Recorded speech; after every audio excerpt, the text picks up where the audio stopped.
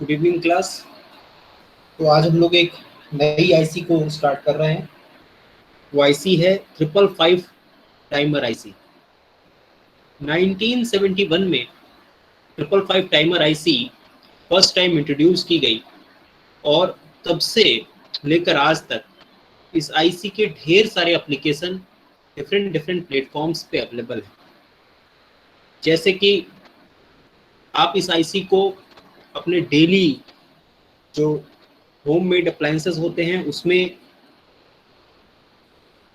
से लेकर के एयरक्राफ्ट तक और बड़े से बड़े एप्लीकेशंस तक की आईसी यूज की जा रही है।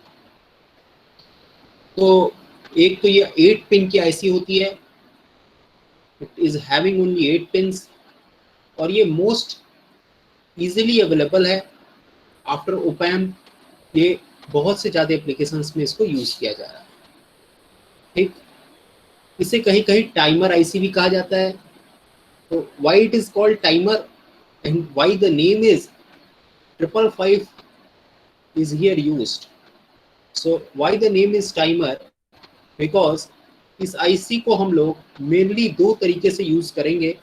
एक यूज करेंगे ए स्टेबल मोड में और दूसरा यूज करेंगे मोनो स्टेबल मोड में।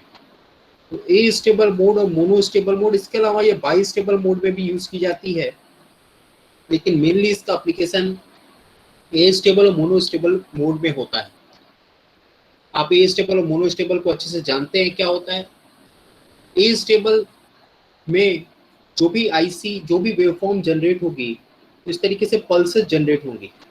ठीक है, इस तरीके से तो वहाँ पल्सेस जनरेट होंगी, तो नंबर ऑफ पल्सेस एक तरीके से हम काउंट करते हुए अगर इस पल्सेस का हम एक फिक्स ड्यूरेशन बना देते हैं तो इस तरीके से हम यहाँ पर एक टाइमर सर्किट भी बना सकते हैं। मतलब how many number of pulses will pass through means it can generate a square wave, it can generate a pulse train. और मोनो स्टेबल में भी हम लोग एक पर्टिकुलर टाइम ड्यूरेशन का पल्स यहाँ पर जनरेट कर सकते हैं। तो जैसे कि आपके वॉशिंग मशीन है, हालांकि आजकल वो सभी के सभी micro controller based smart washing machine use की जा रही हैं, या फिर ऐसे ढेर सारे एप्लीकेशंस हैं जहाँ पर कि फिक्स टाइमिंग की रिक्वायरमेंट होती है और आपको एक पर्टिकुलर टाइमिंग को फिक्स करना होता है। तो वहाँ पर आप इस तरीके के आईसी का यूज बहुत ज़्यादा वाइडली यूज किया जाता है। ठीक है, एक बहुत नॉर्मल एप्लीकेशन मैंने दिखाया कि वॉशिंग मशीन का। वॉशिंग मशीन में आपको बार बार टाइमर सेट करना पड़ता है। तो जब आप टाइमर के नॉब को घुमाते हैं तो पर्टिकुलर उसके कॉरस्पॉन्डिंग पर्टिकुलर रेजिस्टेंस की वैल्यू, जो वेरिएबल रेजिस्टेंस होगा उसकी वैल्यू चेंज करेगी और उस पर्टिकुलर वेरिएबल रेजिस्टेंस की वैल्यू चेंज होने के कारण उस पर्टिकुलर वेरिएबल रेजिस्टेंस की वैल्यू चेंज होने के रीजन से हम ये देखेंगे कि आरसी टाइम कांस्टेंट की भी वैल्यू चेंज करेगी। ऑडिबल है ना? आरसी टाइम कांस्टेंट की भी वैल्यू चेंज करेगी और आरसी टाइम कांस्टेंट की भी वैल्यू चेंज करेगी। तो आप इस चीज को समझ पाएंगे कि उस पर्टिकुलर वैल्यू ऑफ आरसी के लिए, क्योंकि आप आर को चेंज कर रहे हैं, जब आप नॉब चेंज कर रहे हैं तो आप आर की वैल्यू को इंक्रीज या डिक्रीज कर रहे हैं, तो उस इंक्रीज या डिक्रीज होने के नाते आरसी की भी वैल्यू चेंज हो रही है। तो मोनो स्टेबल में मान लीजिए अगर वो काम कर रहा है तो उस पर्टिकुलर के नाते आरसी की वैल्यू चेंज होगी, एक पर्टिकुलर टाइमिंग चेंज होती रहती है। तो जिसके नाते आप ये देखते हो कि जब आप नॉब थोड़े दूर तक सेट करते हो तो 1 minute, 2 minute, 3 minute, 15 minute, 5 minute का टाइमर आप वॉशिंग मशीन में सेट कर पाते हो। ऐसे ढेर सारे एप्लीकेशन है जहां पर कि आप टाइमर सर्किट सेट करते हो, उस पर्टिकुलर टाइमर सर्किट के बाद ठीक है वो बीप या बजर आपके सामने बजता है।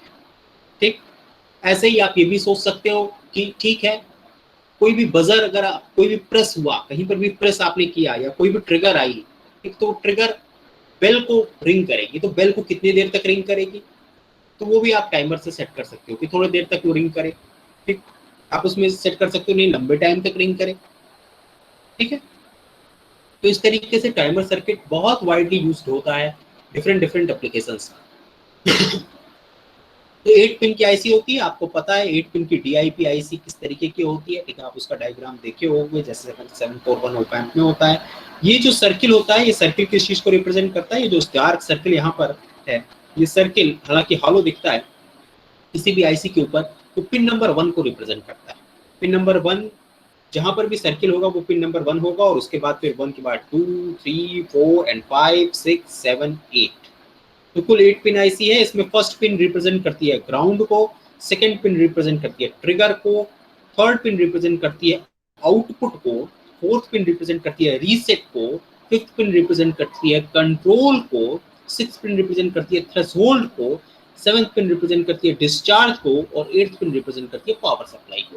तो क्या अलग अलग चीजें हैं, किस तरीके से ट्रिगर यूज होगा, किस तरीके से रीसेट यूज होगा, कंट्रोल वोल्टेज क्यों यूज होता है, थ्रेशोल्ड क्यों यूज होता है, और डिस्चार्ज क्यों यूज होता है, ठीक है, कितना पावर सप्लाई हमें देना है, ग्राउंड का क्या यूज है, इन सभी को हम लोग डिटेल में धीरे धीरे स्टडी करेंगे। ठीक है, तो अगर हम लोग थोड़ा सा और डिटेल में जाएं तो इंटरनल जो स्कीमेटिक्स बनता है, मतलब इंटरनल लेवल पर जो 555 टाइमर आईसी बनती है, उसमें कुल 25 ट्रांजिस्टर, 2 डायोड और 15 रेजिस्टेंसेस यूज होते हैं। ठीक है, 25 ट्रांजिस्टर्स, 2 डायोड और 15 रेजिस्टेंसेस यूज होते हैं।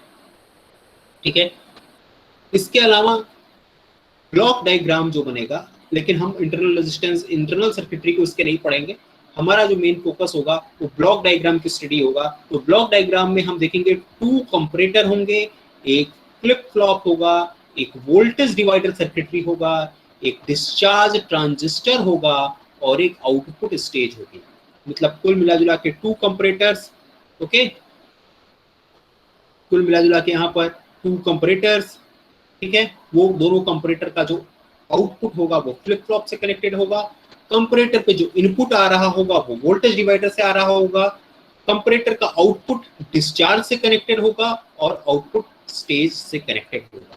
तो there are 5 main building blocks of this 555 timer IC. ठीक है, अब हम देखते हैं कि आखिरकार इसे हम लोग 555 नाम क्यों दिए। ठीक है ना, why it is named as 555 timer IC. ठीक है, इसके अलावा जो वीसीसी होता है, हाँ, इसके अलावा डिफरेंट होते हैं। एक NE 555 टाइमर होता है और एक SE 555 टाइमर होता है। तो NE 555 टाइमर और SE 555 टाइमर डिफरेंट स्पेसिफिकेशंस के लिए यूज किया जाता है। जैसे कि वोल्टेज की जो टेम्परेचर की रेंज होती है वो 0 डिग्री से 70 डिग्री तक होती है, या फिर -50 डिग्री सेंटीग्रेड से लेकर के 100 डिग्री सेंटीग्रेड तक होती है। ठीक है, इतने टेम्परेचर तक की आईसीज काम करती हैं। इन आईसीज का स्पेसिफिक अगर आपको डिटेल चाहिए कि किस पर्टिकुलर टेम्परेचर तक काम कर सकती हैं, क्या स्पेसिफिक आउटपुट करंट होती है, क्या स्पेसिफिक इनपुट करंट होती है, तो इसके लिए आप किसी भी आईसी का डेटा शीट डाउनलोड करके उसके सारी डिटेल इंफॉर्मेशन को गैदर कर सकते हैं। ठीक, जो वीसीसी होता है उसका भी रेंज होता है, that may be from 5 volt to 15 volt, और वो कौन से आईसी आप यूज कर रहे हो उस पर डिपेंड करता है। ठीक है, तो हम लोग स्टार्ट कर रहे हैं। तो भाई ये 555 में 555 क्या है, व्हाट इज दिस 555? तो ये है आपके सर के स्क्रीन पे, आपकी स्क्रीन पे फिलहाल ये है आपका ब्लॉक डायग्राम। ठीक है, this is major block diagram of 555 timer IC. Okay, तो आप देख रहे हो यहाँ पर आपको जो पहले बताया कि क्या क्या यूज होगा सर, 2 कंपैरेटर यूज होंगे। Here this is comparator number 1 and here it is comparator number 2।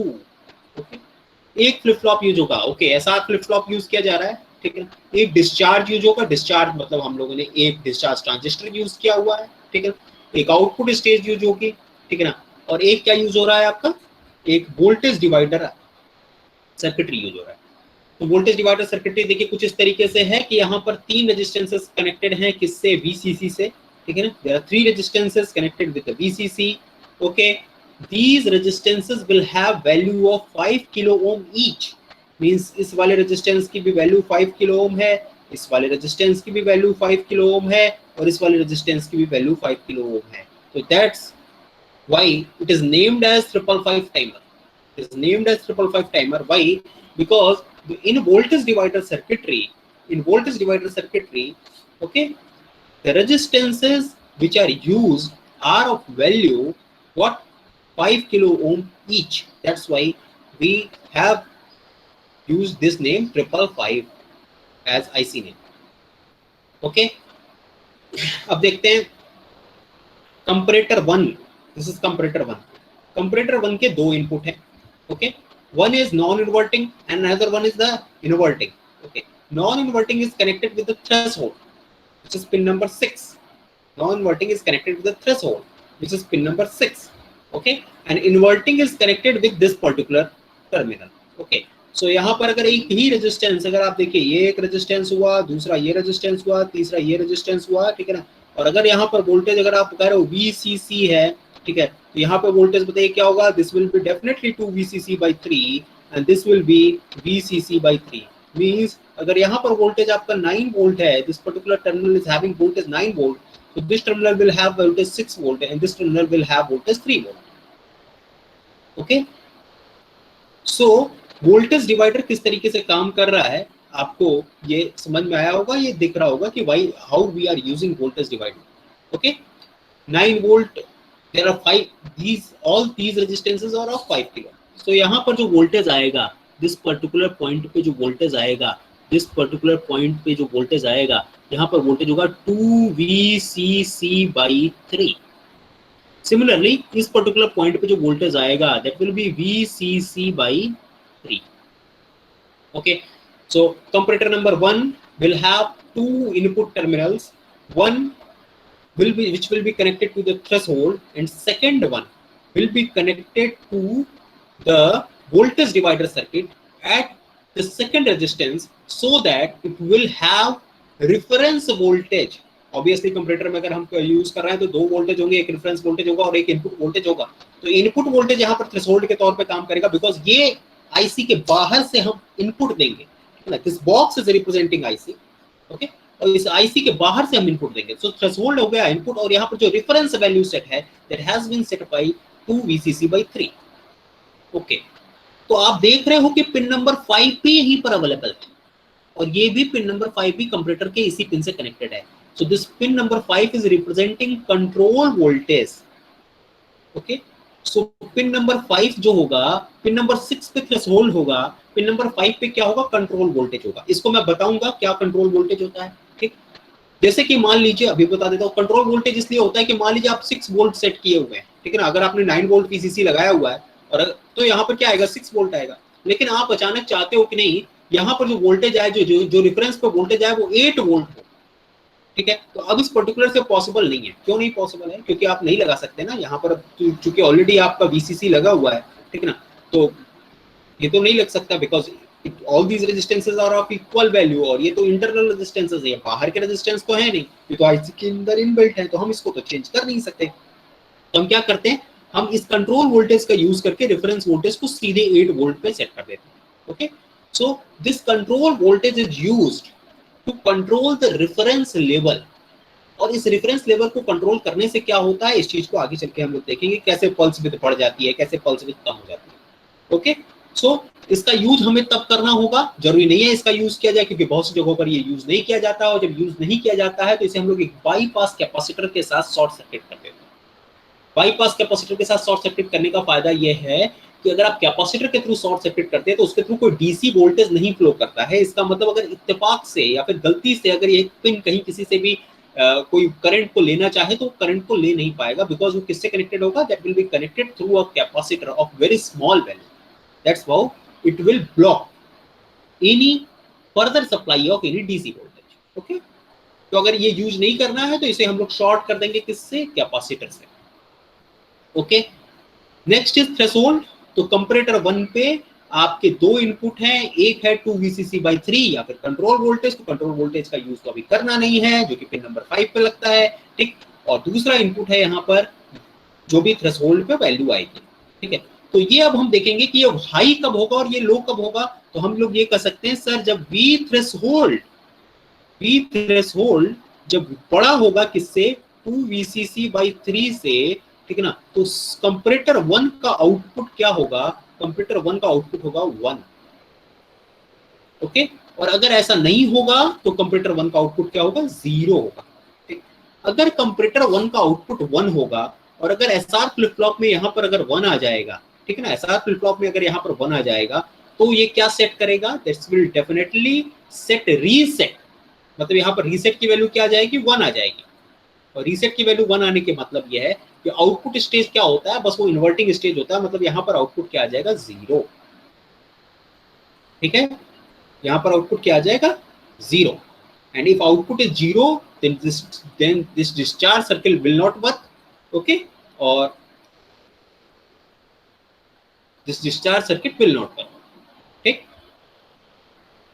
अब देखते हैं आगे कंपैरेटर। अभी इसको और थोड़ा डिटेल में देखेंगे, हल्का फुल्का आपको ओवरव्यू दिया। कंपैरेटर 2 को देखिए, कंपैरेटर 2 देखिए किससे कनेक्टेड है, कंपैरेटर 2 का इन्वर्टिंग टर्मिनल किससे कनेक्टेड है, ट्रिगर से। ओके, और ये जो सेकंड टर्मिनल है वो VCC/3 से कनेक्टेड है। इसका मतलब जब वी ट्रिगर जो होगा, जब वो छोटा होगा किससे, VCC/3 से, ठीक है, तब इसका आउटपुट यहां पर सेट होगा। ओके, तब यहां पर इसका आउटपुट सेट होगा। ओके, तो इसका आउटपुट यहां पर सेट होगा, और जब ये सेट हो जाएगा, ठीक, तो डेफिनेटली अगर यहाँ पर थ्रेशोल्ड की वैल्यू कम है तो उस केस में यहाँ पर आउटपुट जो होगा ये सेट की तरह से वहां पर 1 सेट होगा और दिस विल बी 0, और जब ये 0 होगा तो आउटपुट चूंकि यहाँ पर इन्वर्टर लगा रहता है तो यहाँ पर क्या हो जाएगा, 1 आ जाएगा। In this case output will be 1। Okay, तो मतलब ये है कि जब ट्रिगर की वैल्यू VCC/3 से कम होगी, ठीक, मतलब यहाँ पर एक निगेटिव गोइंग ट्रिगर जाएगी, ट्रिगर निगेटिव गोइंग ट्रिगर जाएगी, और जब वो निगेटिव गोइंग ट्रिगर में वो ट्रिगर की वैल्यू जैसे ही VCC/3 से कम होगी तुरंत यहाँ पर सेट हो जाएगा। ठीक, और सेट होने के बाद ये आउटपुट सेट ही रहेगा। ओके, नेक्स्ट, अच्छा ऐसा भी हो सकता है सर कि यहाँ पर जो वी ट्रिगर की वैल्यू है, यहाँ पर वी ट्रिगर की वैल्यू ऐसा हो जाएगा कहीं कि वी ट्रिगर की वैल्यू VCC/3 से बड़ी हो जाए, 2 VCC/3 से भी बड़ी हो जाए, 2 VCC/3 से भी बड़ी हो जाए। तो 2 VCC/3 से अगर यहाँ पर वोल्टेज बड़ा हो गया, देखिए अगर यहाँ पर वोल्टेज 2 VCC/3 से बड़ा हो गया, ठीक, तो यहाँ पर अगर 2 VCC/3 से बड़ा हो गया, ठीक है, तो ऑब्वियसली थ्रेशोल्ड पे भी वोल्टेज क्या हो जाएगा, 2 VCC/3 से बड़ा हो जाएगा। ठीक, तो थ्रेशोल्ड भी सेट हो जाएगा और यहाँ पर भी सेट हो जाएगा, तो इस तरीके से आउटपुट क्या हो जाएगा, 0 सेट हो जाएगा, बिकॉज रीसेट हो जाएगा उस कंडीशन में सारी चीजें। ओके, सो वी ट्रिगर की वैल्यू VCC/3 से छोटी होनी चाहिए, ठीक है ना, और 2 VCC/3 से बड़ी नहीं होनी चाहिए। ठीक, ओके, नेक्स्ट, अब एक एग्जांपल आपको दिखा रहे हैं। इस एग्जांपल में देखिए क्या है कि ये देखिए यहाँ पर थ्रेशोल्ड पे यहाँ पर जो वैल्यू है, ठीक है, अगर यहाँ पर हमने कहा कि यहाँ पर जो वैल्यू हम लोगों ने यहाँ पर 9 वोल्ट लगा रखा था, मान लीजिए VCC हमने कितना लगाया था, 9 वोल्ट, तो यहाँ पर 2 VCC/3 कितना आएगा, दिस विल बी 6 वोल्ट, और यहाँ पर देखिए कितना वैल्यू आएगा, this will be 3 volt. Okay, this will be 3 volt, यहाँ पर 3 वोल्ट होगा। ठीक, अब हमने यहाँ पर क्या किया, अगर हमने थ्रेशोल्ड को 9 वोल्ट सेट कर दिया, if we have set threshold as 9 volt, ठीक है, थ्रेशोल्ड को अगर हमने हाई कर दिया है, थ्रेशोल्ड को मतलब 1 दे दिया है, ठीक है, थ्रेशोल्ड को 1 दे दिया है, तो इस कंपैरेटर में नॉन इन्वर्टिंग टर्मिनल पे ज्यादा वोल्टेज आ गया तो यहाँ पर 1 आ जाएगा। ठीक, अगर ट्रिगर भी हाई है तो यहाँ पर ऑलरेडी क्या आएगा, क्योंकि इन्वर्टिंग टर्मिनल से कनेक्टेड है तो यहाँ पे 0 ही आएगा। ठीक है, यहाँ पे 0 ही आएगा। ठीक, तो 1 0, आर की वैल्यू 1 और एस की वैल्यू 0, तो एसआर फ्लिप फ्लॉप में यहाँ पर क्यू पे ये रीसेट हो जाएगा, क्यू पे 0 आएगा और यहाँ पर क्यू बार की वैल्यू 1 आएगी। ठीक है, जैसे ही यहाँ पर क्यू बार की वैल्यू 1 आएगी, so this 1 will be on, ठीक है ना, 1 विल बी ऑन, तो यहाँ पर ये क्या कॉज करेगा, देखिए 1 will be on, so this will cause the pin connected internally to the collector of transistor and mostly to the capacitor connected between terminal and ground. So it is called discharge terminal, because when transistor saturate, capacitor discharge through the transistor, and when transistor is in cutoff mode, capacitor charges at the rate determined by the external capacitor. Means यहाँ पर जैसे ही यहाँ पर 1 होगा, means यहाँ पर flip flop का output high होगा। ठीक, ये किस में चला जाएगा, this will go in the saturation, this will go in the saturation. Saturation में जाने के नाते ये क्या हो जाएगा, ये शॉर्ट सर्किट की तरह से काम करने लगेगा, this will start behaving as a short circuit. Okay, और ये क्या करने लगेगा, ये बाहर एक कैपेसिटर के थ्रू कनेक्टेड होता है और वो उस कैपेसिटर के अक्रॉस जो भी वैल्यू कनेक्टेड रहेगी उसे ये क्या करने लगेगा, डिस्चार्ज करने लगेगा। ठीक, okay, so whenever discharge pin will be high, will be connected to the high, okay, तो यहाँ पर ये कैपेसिटर को क्या करने लगेगा, डिस्चार्ज करने लगेगा, और अगर जब यहाँ पर 0 रहेगा तो it will keep working in cut off mode, और कट ऑफ मोड में जब भी ये काम करेगा तो ये ओपन सर्किट की तरह से काम करेगा, ओपन सर्किट की तरह से काम करेगा, तो बाहर जो भी कैपेसिटर कनेक्टेड होगा वो उसको चार्ज होने देगा। ठीक है, तो एक तरीके से आपको डिस्चार्ज ट्रांजिस्टर किस तरीके से कनेक्टेड होता है ये दिखाया गया। ठीक, इस पर्टिकुलर सर्किट में आपको ये दिखाया जा रहा है कि अगर यहाँ पर थ्रेशोल्ड की वैल्यू हाई हो गई तो उस केस में यहाँ पर 1 आ जाएगा। 1 आने के नाते यहाँ पर आउटपुट की वैल्यू क्या आएगी, 0 आएगी। आउटपुट की वैल्यू 0 होने के नाते डिस्चार्ज जो होगा वो कैसे बिहेव करेगा, that will behave as a short circuit. Okay, next है कि अगर हमारा ट्रिगर आ गया, if we have a trigger, ठीक, और ट्रिगर अगर अचानक हमारा यहाँ पर आया, निगेटिव गोइंग ट्रिगर है, ठीक है ना, इस तरीके से निगेटिव गोइंग ट्रिगर अगर आया, जैसे शॉर्ट किया इसको तो निगेटिव गोइंग ट्रिगर आया, तो अगर निगेटिव गोइंग ट्रिगर आएगा, ठीक, तो यहाँ पर देखिए स्टार्टिंग में यहाँ पर देखिए क्या था, 0 था, और यहाँ पर क्या था, 0 था। जैसे ही निगेटिव गोइंग ट्रिगर आएगा यहाँ पर ये वैल्यू क्या हो जाएगी, 1 हो जाएगी। ओके, बिकॉज यहाँ पर VCC/3 से वैल्यू यहाँ पर ट्रिगर पे वैल्यू और कम होगी, जैसे ही और कम होगी यहाँ पर 1 आ जाएगा, 1 आ जाएगा, तो यहाँ पर Q की वैल्यू क्या सेट हो जाएगी, 1 सेट हो जाएगी। ओके, जैसे ही Q की वैल्यू 1 सेट होगी, Q बार की वैल्यू क्या सेट होगी, 0 सेट होगी। Q बार की वैल्यू 0 सेट होगी तो आउटपुट यहाँ पर क्या हो जाएगा, क्योंकि इसका इन्वर्टेड मिलता है, यहाँ पर आउटपुट आपको 1 मिल जाएगा। ओके, यहाँ पर आउटपुट आपको क्या मिल जाएगा, 1 मिल जाएगा। ठीक, तो इस तरीके से यहाँ पर ट्रिगर काम करता है। ओके,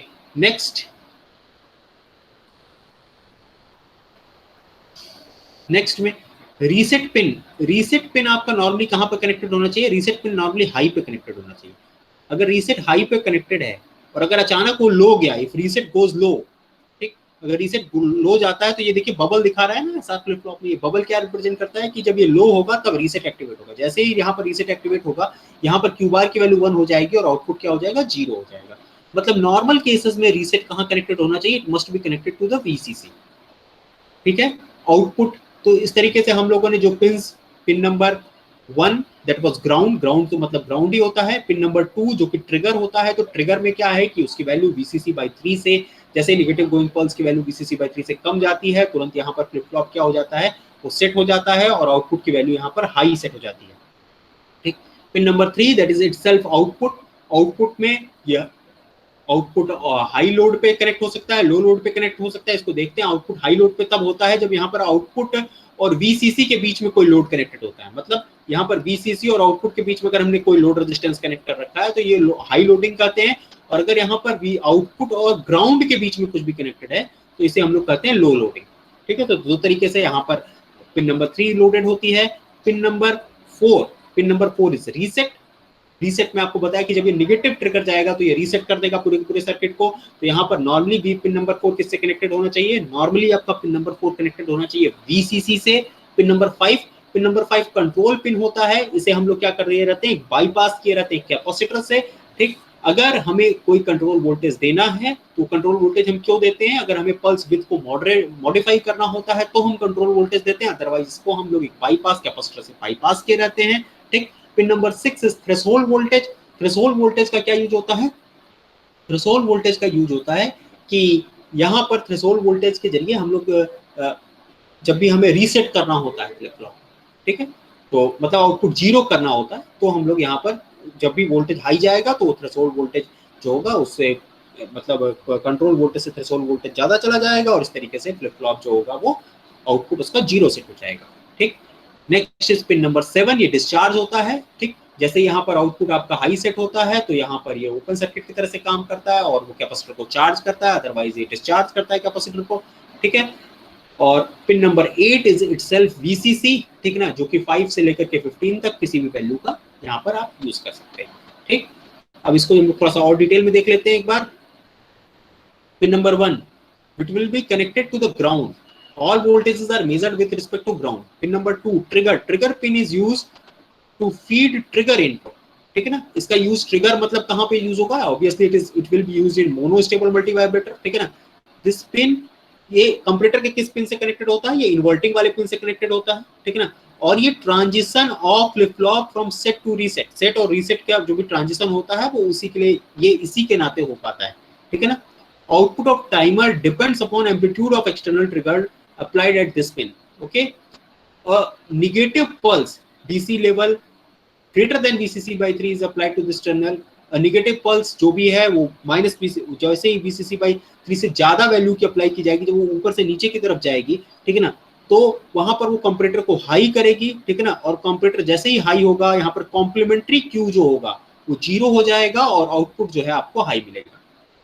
ठीक, next one is output terminal. Output terminal is available, ठीक ना। दो तरीके से हम लोग लोडिंग कर सकते हैं, जैसे आपको पहले भी बताया कि नॉर्मल ऑन लोड होता है। ऑन लोड मतलब यहाँ पर जो भी लोड कनेक्टेड होगा वो किसके किसके बीच में कनेक्टेड होगा, वो कनेक्टेड होगा आउटपुट और वीसीसी के बीच में, ओके। और ऑफ लोडिंग में होता है कि आउटपुट और ग्राउंड के बीच में यहाँ पर चीजें कनेक्टेड होती हैं, जो भी लोड कनेक्टेड होता है, तो इसे हम लोग ऑफ लोडिंग कहते हैं। रीसेट में क्या होता है, ठीक है ना, व्हेनेवर हमें आईसी को डिसेबल करना होता है तो हम लोग एक नेगेटिव पल्स अप्लाई करते हैं, नेगेटिव गोइंग पल्स अप्लाई करते हैं। ठीक, नेगेटिव गोइंग पल्स जैसे ही हम अप्लाई करेंगे, ठीक, वहां पर आईसी क्या हो जाएगी, रीसेट हो जाएगी। और अगर हमें कोई फॉल्स ट्रिगरिंग अप्लाई अवॉइड करनी है कि मान लीजिए कहीं फॉल्स ट्रिगरिंग ना हो जाए, तो नॉर्मली हम लोग इसे वीसीसी से कनेक्ट करके रखते हैं, ठीक है ना, ताकि फॉल्स ट्रिगरिंग ना हो। ठीक, नेक्स्ट है कंट्रोल वोल्टेज। कंट्रोल वोल्टेज जैसे मैंने आपको बताया कि pulse width of output waveform को जब आपको कंट्रोल करना रहता है, ठीक है, तो आप इसे लगाते हैं, ठीक है ना, एक्सटर्नल वोल्टेज के जरिए आप यहाँ पर पिन को लगाते हैं, ठीक है ना। The amount of voltage applied at this terminal will decide that when comparator is to be switched. ठीक, तो थ्रेशोल्ड की वैल्यू जो 2Vcc/3 थी, ठीक है ना, उसे वो दूसरे किसी वोल्टेज पे ले जाके सेट कर सकता है। और अगर हम इसे नहीं यूज कर रहे हैं तो बाईपास कर सकते हैं, कैसे, ग्राउंड के थ्रू 0.01 माइक्रोफैरेड का एक कैपेसिटर लगा करके, ठीक है, जैसा कि आपको पहले बताया था।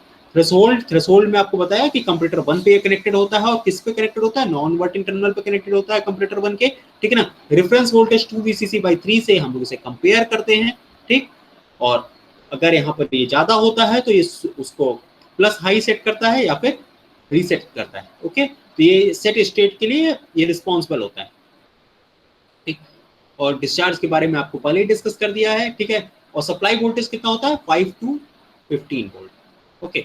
तो ये ओवरऑल इंटरनल सर्किटरी है। इंटरनल सर्किटरी में अगर आप देखें तो इसका ब्लॉक डायग्राम रिप्रेजेंटेशन में कुल 5 ब्लॉक्स होते हैं। एक ब्लॉक होता है वोल्टेज डिवाइडर रेजिस्टेंसेस का, उसके बाद 2 कंपैरेटर होते हैं। कंपैरेटर 1 का एक पिन कनेक्टेड होता है थ्रेशोल्ड से, जो कि नॉन इन्वर्टिंग वाला पिन होता है, और इन्वर्टिंग वाला पिन कनेक्टेड होता है 2Vcc/3 से, जो कि block of resistance 3 block of resistances से हम ऑब्टेन करते हैं। वहीं 2Vcc/3 को हम लोग कंट्रोल वोल्टेज से भी कंट्रोल करते हैं, वो विड्थ के लिए कंट्रोल किया जाता है कि पल्स की विड्थ क्या होगी।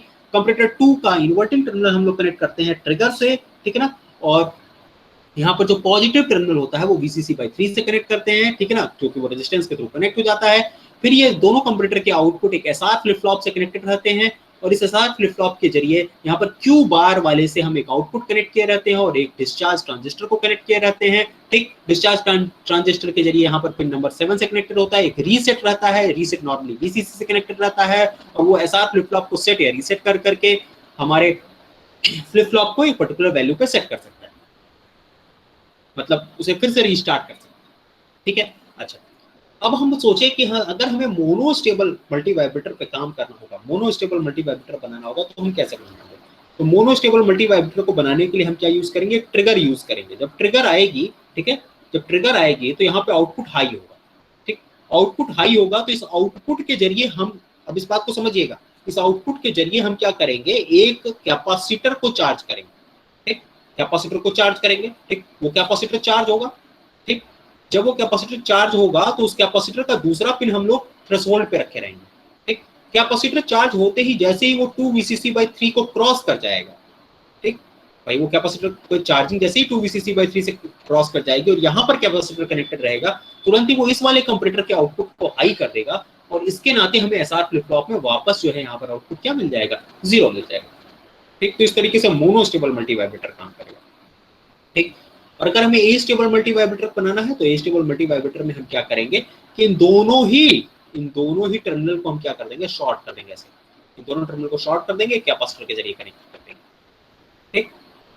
अब एक बार क्या होगा कि देखिए, एक बार जैसे ही यहाँ पर -Vcc/3 से कम जाएगा, ये कैपेसिटर चार्ज होना शुरू होगा, ठीक। फिर जब ये कैपेसिटर चार्ज होना शुरू होगा तो एक समय ऐसा आएगा कि फिर ये 2Vcc/3 से ज्यादा हो जाएगा, ठीक। जैसे ये 2Vcc/3 से ज्यादा होगा तुरंत फिर ये वापस 0 सेट हो जाएगा। जैसे 0 सेट होगा तुरंत ये डिस्चार्ज हो जाएगा। जैसे ये डिस्चार्ज होना शुरू होगा तो तुरंत यहाँ पर फिर कैपेसिटर की वैल्यू क्या हो जाएगी, फिर Vcc/3 से कम जाएगी।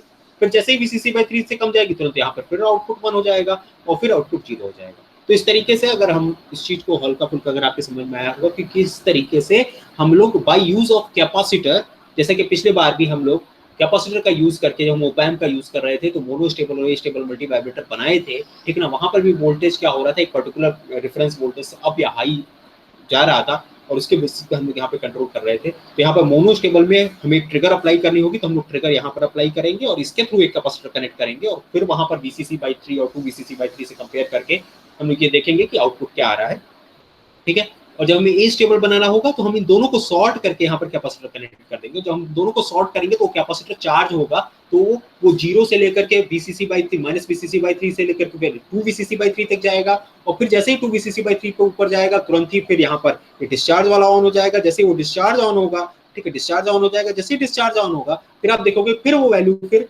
डिस्चार्ज शुरू हो जाएगा, तो फिर वो जैसे 2VCC, जैसे ही फिर वो 2VCC से डिस्चार्ज होकर VCC/3 तक पहुंचेगा तो तुरंत फिर वो हाई हो जाएगा, तो फिर वो वैल्यू जो है कैपेसिटर की वो 2VCC/3 और VCC/3 के बीच में ऑसिलेट करेगी।